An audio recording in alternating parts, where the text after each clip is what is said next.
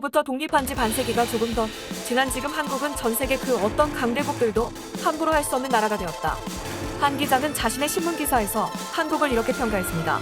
핵무기가 없어도 전 세계 6위의 군사력을 자랑하며 경제력으로는 세계 10위권에 포진하면서 군사적으로도 경제적으로도 실제로 강대국이 되었습니다.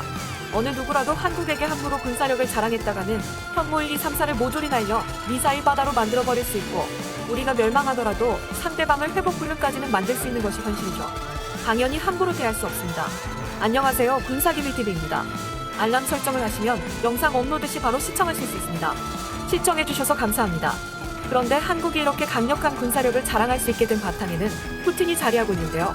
몇 년 전 미국에서 경찰견 한 마리가 긴급 수술을 받았다는 소식이 전해졌습니다. 경찰견 오디는 범죄 현장에 투입되었다가 우연히 고슴도치를 발견했는데 깜짝 놀란 고슴도치가 오딘을 공격해 고슴도치 가시 200개가 얼굴에 박혔습니다. 2시간의 긴 수술 동안 오딘은 얼굴에 박힌 모든 가시를 제거했고 간신히 회복에 나섰으나 다시는 경찰견으로 복귀할 수 있을지 확신하지 못한다며 보는 이들의 가슴을 아프게 했습니다. 이렇듯 고슴도치는 귀여운 외형과는 다르게 아주 잔인한 성질을 가지고 있습니다. 그의 몸을 덮고 있는 가시는 오로지 자신을 방어하기 위해서 필요한 것으로 고슴도치는 오로지 한 가지만 생각합니다. 생존, 여우가, 사자가 표범이 공격하기 전에는 절대로 먼저 공격하는 법이 없습니다. 그러나 일단 고슴도치를 건드리는 순간 어떤 동물이라도 죽음을 각오해야 할 정도로 치명상을 입히죠. 한국은 이 고슴도치의 전략에서 차관의 군사 전략에 활용하고 있습니다. 먼저 선제 공격은 하지 않지만 일단 공격하는 순간 적어도 죽음을 각오해야 하는 치명상을 입히겠다는 것이죠. 한반도는 전 세계에서 가장 치열한 외교 전쟁이 일어나는 극동아시아에 자리하고 있습니다. 한반도를 둘러싼 4개의 나라는 전부 세계에서 내로라 하는 강대국이죠. 한국 바로 위에는 북한이라는 대책 없는 나라가 떡하니 자리하고 있고 그 위로는 러시아와 중국이 있으며 남쪽으로는 호시탐탐 대륙 진출을 노리는 일본 그리고 미국과 태평양을 접하고 있죠. 그 때문에 19세기 말부터 한반도는 열강들의 먹잇감이 되었습니다. 한반도를 시장 삼으려는 미국, 프랑스는 물론이고 일본은 개항을 요구하며 지속적으로 침범해왔고 동아시아 패권을 잡기 위해 일으킨 청일전쟁과 러일전쟁에서 승리하고는 결국 한반도를 식민지 삼았습니다. 하지만 1세기가 지난 지금 현재 한반도의 상황은 전혀 다르게 전개되고 있습니다. 한국은 예전처럼 강대국들이 마음대로 주고 휘두를 수 없는 힘을 가진 국가가 됐죠. 핵무기가 없지만 세계 6위권의 군사력을 가졌다는 점은 한국의 무기체계가 얼마나 발전했는지를 여실히 보여줍니다. 그래서 한국은 미국이든 일본이든 중국이든 러시아든 북한이든 절대로 먼저 공격하지는 않겠지만 일단 한국의 총성이 울리는 순간 어떤 국가라도 회복불능의 상태에 빠질 수밖에 없습니다. 그게 바로 고슴도치 전략이죠. 그런데 이 고슴도치 전략을 가능하게 하는 무기체계들의 많은 부분이 냉전시대의 주인공 러시아 덕분이라는 것은 변하지 않는 사실입니다. 6.25 전쟁 당시 한국군은 소총 하나도 제대로 만들지 못했고 총알도 전부 미국으로부터 지원받아야 했습니다. 그럼에도 1년 만에 거의 동나는 바람에 거의 구걸하다시피 구해야 했죠. 당시 국군은 소련제 전차 등의 무기로 완벽하게 무장한 북한군에 맞서 겨우 몇 대에 불과한 장갑차와 바주카포와 소총이 전부였습니다. 지금 한국에 비하면 한없이 초라한 무장이었죠. 3년간의 전쟁으로 한국은 초토화됐고 광복 후 5년 만에 또다시 민족이 분열되는 아픔을 겪었습니다. 그리고 한국은 우리 스스로를 지키기 위해 자주국방에 힘썼지만 기술력 하나 없이 맨 땅에 헤딩하는 일은 쉽지 않았습니다. 하지만 한국의 무기 수준이 급격하게 발전하게 된 계기가 있습니다. 바로 러시아와 체결한 불곰 사업이죠. 보통 불곰 사업이라고 말하면 러시아한테 일방적으로 손해를 본 사업이라는 인식이 강하지만 엄밀히 따지면 또 그렇지는 않습니다. 적어도 국가방위의 차원에서는 말이죠. 불곰 사업은 1990년 12월 노태우 전 대통령의 모스크바 방문에서부터 시작됩니다. 그해 3월 소련에서는 소련 최초이자 마지막 대통령 고르바초프가 취임했죠. 고르바초프는 대통령이 되자 자신이 직면한 현실을 깨닫고는 고립이 아닌 상생을 선택했습니다. 이제까지 굳게 닫혔던 공산주의 국가의 문을 열어 서방 국가들과 수교를 맺기로 한 것이죠. 그런데 수교도 수교지만 소련의 가장 큰 문제점은 외화가 절대적으로 부족했다는 점입니다. 그가 원하는 개혁에는 천문학적인 돈이 필요했는데 결국 그는 돈을 빌려보기로 결정합니다. 그리고는 소련에 무지막지하게 내장된 지하자원을 내세워 경제협력이라는 이름을 내세웠습니다. 그러던 중 경제도 어느 정도 받쳐주고 지하자원의 필요성이 높은 나라가 어디일까 찾던 찰나에 한국이 떠오른 겁니다. 당시 모스크바를 방문한 노태우 대통령은 당시 30억 달러에 달하는 경협 차관에 잠정합의했고 이듬해부터 현금 차관 10억 달러, 소비재 차관 15억 달러, 자본재 차관 5억 달러 등 총 30억 달러를 3년에 걸쳐 제공하는 데 합의했죠. 당시 한국의 외환 보유액이 200억 달러가 약간 넘었던 점을 감안한다면 30억 달러는 상당히 큰 금액이었는데 1991년 한국은 소련에게 14억 7천만 달러를 빌려주죠. 하지만 불과 1년도 되지 않아 러시아에서는 보수파에 의한 쿠데타가 발생했고 고르바초프 대통령이 실각하면서 그해 12월 소련은 해체됐고 한국은 낙동강 오리알이 됐습니다. 그리고 러시아가 들어섰는데 초반 러시아는 자국이 소련의 모든 부채를 떠안을 수 없다고 맞섰지만 1992년 엘친 대통령의 방한을 앞두고 러시아가 전액 상환을 책임지겠다고 밝히면서 책임 소재가 러시아로 귀속되는데요. 그러나 러시아는 최악의 경제 상황이 이어지면서 이자조차도 제대로 갚지 못하면서 채무액이 눈덩이처럼 불었죠. 이때 제시된 상환 방법이 현금으로 받는 대신 현물로 돌려받는 것이었습니다.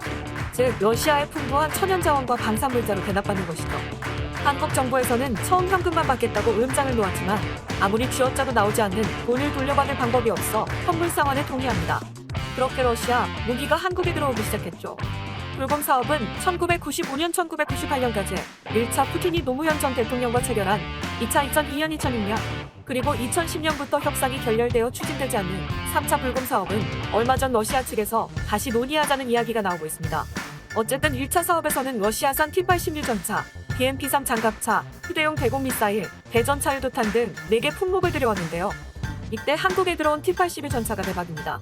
당시 러시아 육군에서도 근위 침호를 붙이는 최정예 기갑사단에만 극히 일부가 배치되어 있었던 전차 33대가 1995년 부산항에 도착했는데 이 사실을 알게 된 북한은 길길이 날뛰고 난리가 났었습니다. 왜냐면 이 전차는 수출용이 아니라 오로지 러시아 내에서만 사용하기로 결정됐고 러시아에도 몇 대 배치되지 않고 페인트도 마르지 않은 순정 상태로 그대로 한국으로 들어왔으니까요. 보통 수출용으로 제작할 때는 성능을 다운그레이드 시키기 마련이지만 T-80은 그렇지 않았습니다. 이를 받아본 엔지니어들은 마음 놓고 분해하고 조립하면서 미국의 간담을 서늘하게 만들었던 소련의 전차 기술을 모조리 습득할 수 있었고 결국 이 기술을 바탕으로 K 흑표 전차를 완성시켰죠. 미국산이 아닌 이상 최고 수준의 러시아 무기는 꿈도 못 꾸던 한국이었지만 못 받은 돈 대신 돈으로 환산할 수 없는 기술을 써죠. 그리고 K 흑표를 전 세계 곳곳으로 수출하면서 한국이 무기 강국으로 도약함에 있어서 큰 기여를 했습니다. 그런데 한국이 자랑하는 K-부자주포든 K-흑표든 이런 종류의 무기는 적군이 한국 영토에 상륙했을 때나 효과를 발휘할 수 있습니다. 이런 무기들은 공중에서 공격하는 것이 아니라 땅을 지지대로 삼고 있어야 효과를 발휘할 수 있으니까요. 사실상 한국 영토에서 전쟁이 발발했을 때 효과를 발휘할 수 있는 것입니다. 그런데 한국이 고슴도치 전략으로 상대방 국가에 치명타를 입히는 무기는 따로 있습니다. 이 전략의 핵심은 바로 미사일입니다. 일본이 다시는 한국을 침략할 엄두를 내지 못하는 것도 미국이나 러시아, 중국 등이 함부로 까불 수 없는 이유이기도 하죠. 그런데 한국이 보유한 현무 미사일이 러시아와의 불곰 사업에서 힌트를 얻어 발전했다는 소문이 있습니다. 지난 2019년 5월 북한은 2번에 걸쳐 무엇인가를 왔습니다. 이 무엇의 정체에 대해서는 북한을 빼고는 누구도 정확히 알지 못합니다. 왜냐하면 정부가 이것을 미사일로 부르기를 꺼려했으니까요. 그런데 언론에 공개된 사진을 보면 러시아의 이스칸데르 단거리 탄도미사일과 굉장히 흡사한 모습인데 이는 당연한 이야기입니다. 왜냐하면 북한은 소련의 지원을 받아 6.25 전쟁을 일으킨 후에도 지속적으로 러시아 기술을 습득했으니까요. 사실 북한의 미사일 개발의 출발점은 소련제 스커드 미사일을 뜯어보고 다시 조립하면서 시작했기 때문에 러시아 기술에 대한 이해도가 높습니다. 이날 발사한 단거리 탄도미사일 역시 러시아로부터 얻은 미사일을 분석해 만든 것으로 보고 있는데요. 그런데 북한이 쓴 미사일과 러시아의 이스칸데르와 더불어 똑같은 모습을 가진 탄도미사일이 하나 더 있습니다. 바로 한국군이 보유한 현무-21 탄도미사일이죠. 이 세 개의 미사일을 비교해보면 새쌍둥이라고 불러도 좋을 만큼 완전히 동일한 모습인데요. 2019년 정경도 국방부 장관은 한국군이 보유한 현무-21은 탄도미사일이 정전고도를 지나 하강 단계에서 활강 및 상승 비행을 하는 풀업 기동을 하는데 이는 국방과학연구소가 오래전부터 가진 기술에 불과하다고 말했습니다. 러시아로부터 배운 기술이 아니라 국방과학연구소가 독자적으로 개발했다는 것이죠. 그런데 이를 두고 다양한 설이 떠돌고 있습니다.